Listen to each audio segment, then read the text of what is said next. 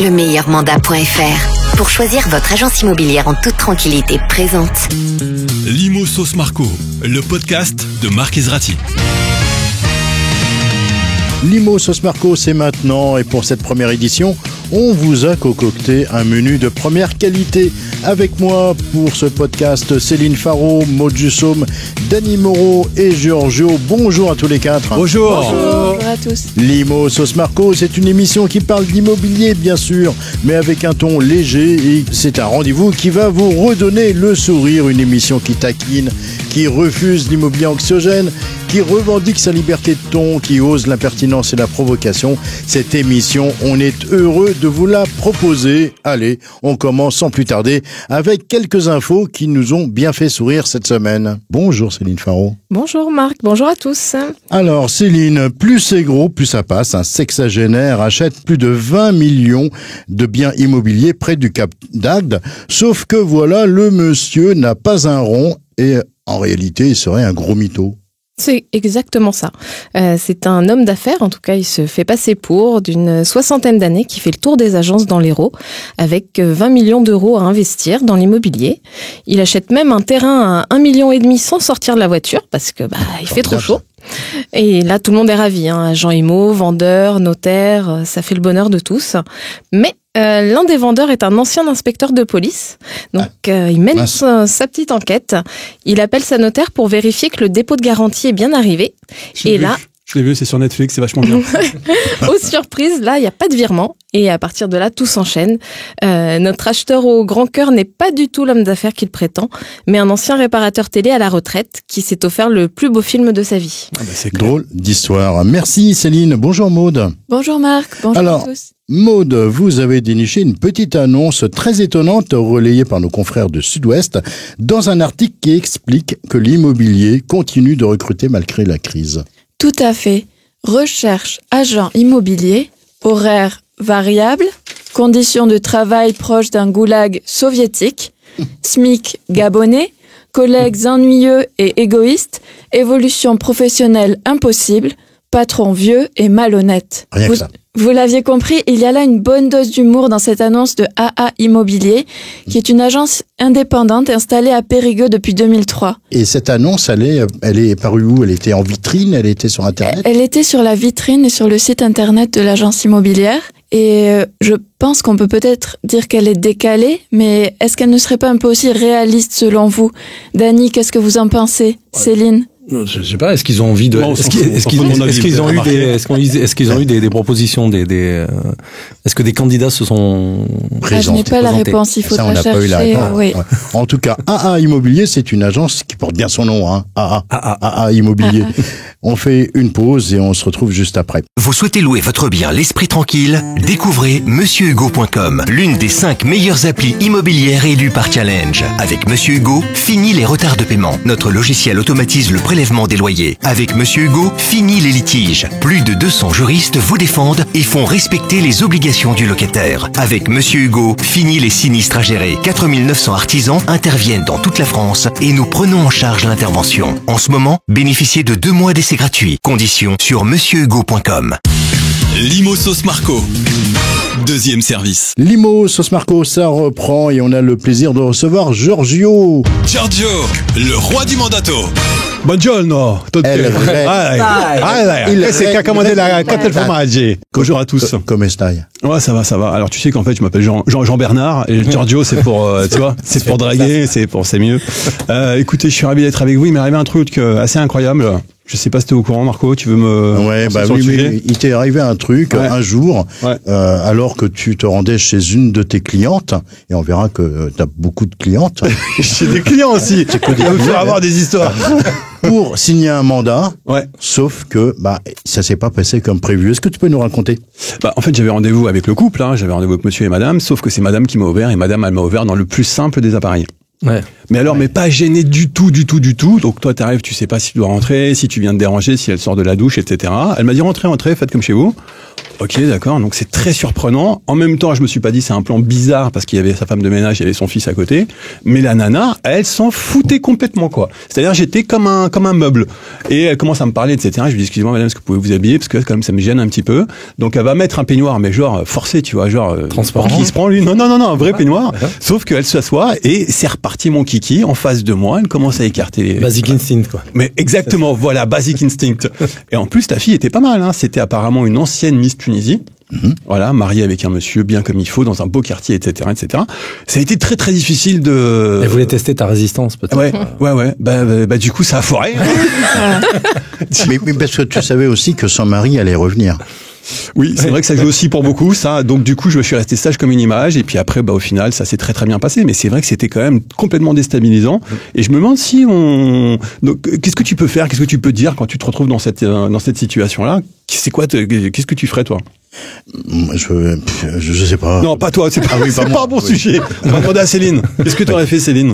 On a les clients qui nous ressemblent. Hein. Donc, Merci Céline. Dani, toi t'es un pote. Si, è vero, italiano. Allez, je me casse. Bon, allez. Tiens, d'ailleurs, est-ce qu'on peut se balader à poil chez soi? Qui est-ce qui a une petite idée là-dessus? On peut, non, je pense que c'est un endroit privé, donc... Eh ben, sachez, mes chers amis, qu'on a posé la question à maître Lila Kempf. Elle est avocate à la cour et elle intervient régulièrement dans de nombreux dossiers liés aux nuisances de voisinage.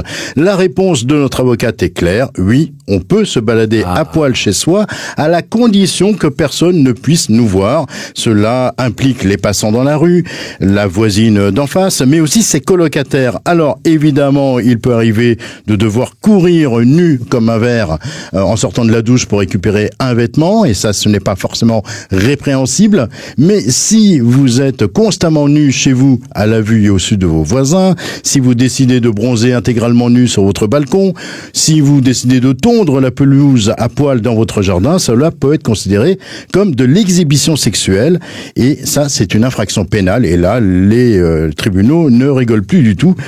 L'infraction peut vous coûter au maximum 15 000 € d'amende et 1 an d'emprisonnement. Alors en conclusion, si vous souhaitez vous balader nu chez vous, prenez soin de vérifier que vous n'êtes pas visible par d'autres personnes. Giorgio, un commentaire?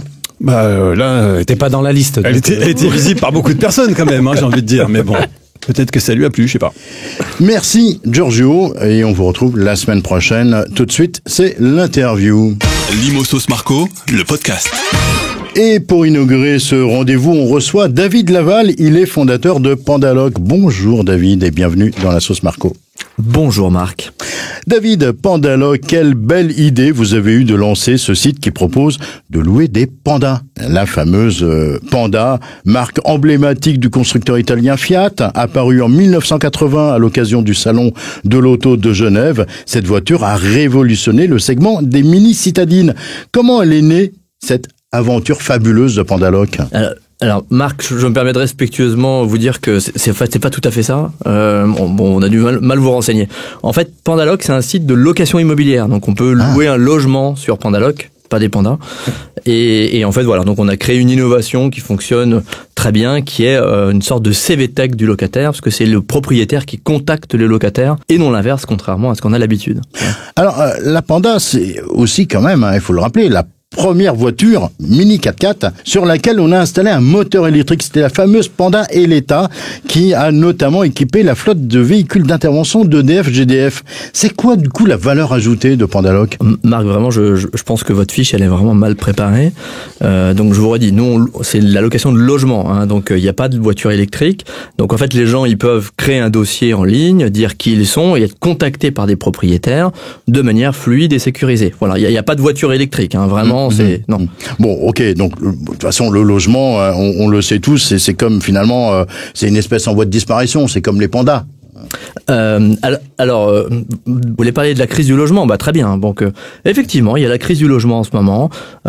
Et effectivement, on a vécu un été très difficile puisque tous les locataires cherchaient un logement. Et donc, je sais pas si vous avez suivi, mais avec la hausse des taux d'intérêt, il y a plein de gens qui restent locataires. Avec les complications réglementaires sur les DPE, il y a plein de propriétaires qui abandonnent la location. Et puis, on a la location touristique également, notamment avec l'approche des JO, qui fait qu'il y a plein de propriétaires qui veulent plus trop louer pour des logements qui se gardent pour les JO. Voilà. Voilà, c'est ça, hein, c'est pas une histoire de panda, hein, vraiment.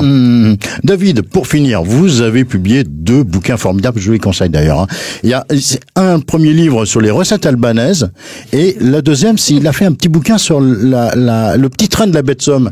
Qu'est-ce qu'on y trouve dans ces 2 ouvrages? Alors Marc, moi je pensais qu'on était dans une émission sérieuse. Vous avez vraiment préparé ou Non, c'est pas pas du tout ça en fait. Non, c'est pas du tout ça. Il y a un livre sur la colocation et un livre sur la location étudiante. Ah. Ouais, non, c'est vraiment Alors qu'est-ce qu'on y trouve dans ces livres? Donc on y trouve dans la colocation, vous y trouvez tout ce qu'il faut pour avoir une colocation qui se passe bien, et notamment tous les modèles de colocation qui existent maintenant, les colocations intergénérationnelles, les colocations écologiques, les colocations entre étudiants. Voilà, donc il y a plein de modèles de colocation. C'est un modèle qui est très vertueux, qui permet de faire des économies. Et puis dans la location étudiante, vous trouvez tout ce qu'il faut pour faire votre dossier, trouver un logement, les questions qu'il faut poser à votre propriétaire pour louer un logement de manière efficace, et les endroits, les résidences étudiantes, etc. pour trouver une location à la rentrée. Voilà, donc je le conseille à tous les parents également.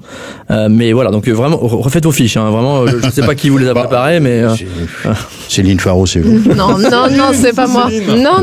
C'est Céline. Non. Merci David Laval, fondateur de Pandaloc. Et pas Panac, et aussi auteur de 2 ouvrages, La colocation et Location étudiante, paru aux éditions Bréal dans la collection Les Essentiels de l'IMO. À très très vite David. On marque une pause. Oui, restez bien à l'écoute, on revient. Vous souhaitez louer votre bien l'esprit tranquille? Découvrez MonsieurHugo.com, l'une des 5 meilleures applis immobilières élues par Challenge. Avec Monsieur Hugo, fini les retards de paiement. Notre logiciel automatise le prélèvement des loyers. Avec Monsieur Hugo, fini les litiges. Plus de 200 juristes vous défendent et font respecter les obligations du locataire. Avec Monsieur Hugo, fini les sinistres à gérer. 4900 artisans interviennent dans toute la France et nous prenons en charge l'intervention. En ce moment, bénéficiez de 2 mois d'essai gratuit. Conditions sur monsieurhugo.com.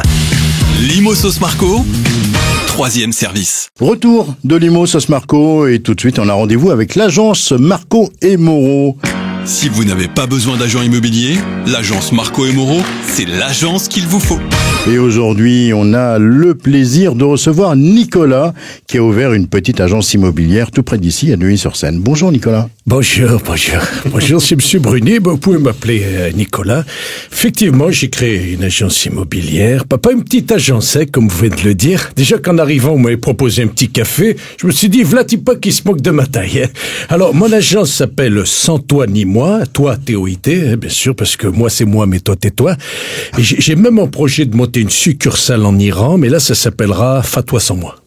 Eh ben, dites donc, quel programme, Nicolas. Cela ne vous aura pas échappé que l'autorité de la concurrence veut faire baisser les taux de commission des agences immobilières de 31%, passant de 6% en moyenne à 4%. Une réaction?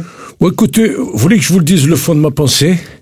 Ben, oui. Je vais vous le dire. Quelle indécence. J'en discutais avec mon ami Patrick, qui tient l'agence immobilière Mon Paradis Fiscal à Levallois-Perret. Mais pourquoi s'en prendre toujours au même, aux petits, aux mal lotis? 6 à 4%, on n'est plus dans la réduction, là on est carrément dans la spoliation. Mais Nicolas, cette baisse des taux de commission, c'est déjà le cas dans le reste des pays de l'Union européenne. Oui, bon alors, écoutez, alors maintenant s'il faut niveler par le bas sous les injonctions de l'Union européenne, sous prétexte qu'en Pologne, la petite agence de Varsovie, Poznan ou Słupsk galère pour faire ses coms, vous savez, ouais, je vais vous dire, monsieur Marco, les commissions c'est l'opium des agences immobilières.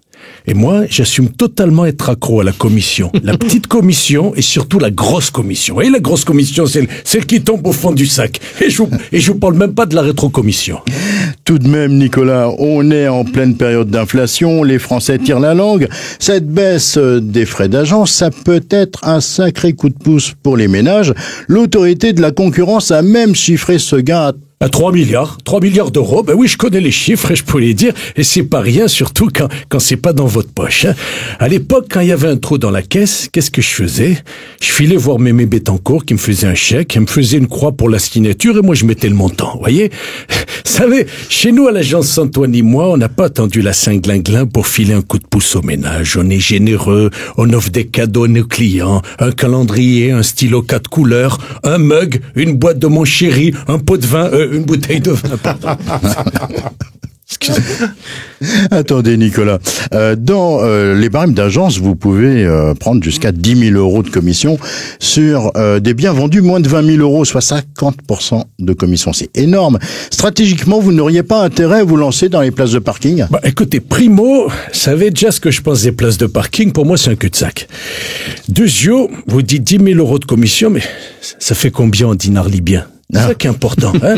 Et trio, vous m'avez pris pour un marchand de tapis ou quoi? 50% de commission, vous trouvez ça énorme? Ok, je propose 40%. 35. 28. 20.